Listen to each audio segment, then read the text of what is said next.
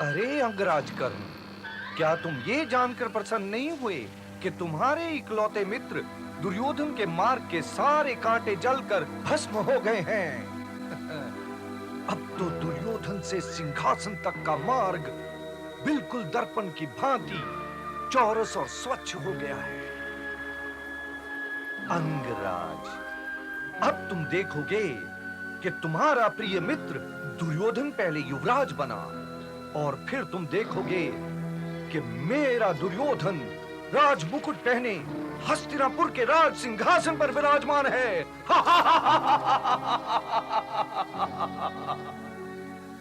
अरे कर्ण, ये तो समारोह की घड़ी है पुत्र। मुझे सुख भी है मामाश्री, और दुख भी। यदि किसी शूरवीर को छल कपट से मारा जाए तो उसका दुख सब वीरों को मनाना चाहिए, और मैं तो 5 वीरों की हत्या का दुख मना रहा हूं। कर्ण की इस बात से तो मैं भी सहमत हूं मामाश्री। अब गदा युद्ध में भीम को हराने की अभिलाषा तो अभिलाषा ही रह गई। भीम को युद्ध में हराने का स्वाद हस्तिनापुर का राजमुकुट पहनने के स्वाद से कहीं अधिक है मामाश्री। यदि मैं उसे युद्ध में गदा मार मार कर मार डालता तो मैं समारोह अवश्य करता। महावीरों में बस यही एक दोष होता है प्रिय पुत्र, कि वो महामूर्ख होते हैं।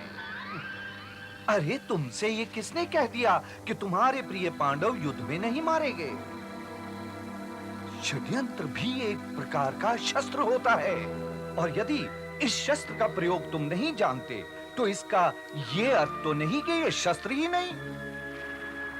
तुम्हारे शूरवीर पांडव युद्ध ही में मारे गए, इसलिए दुख ना करो।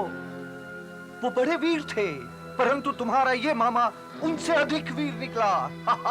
परंतु उस आग ने महारानी कुंती को भी भस्म कर दिया मामाश्री। तो क्या हुआ अंगराज?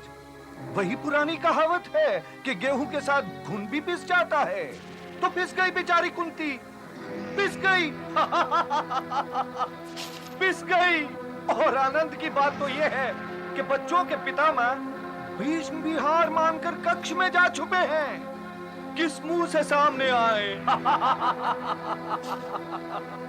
किस मुंह से सामने आए? मैं आज से पहले इतना अधिक कभी नहीं हंसा, कभी नहीं हंसा।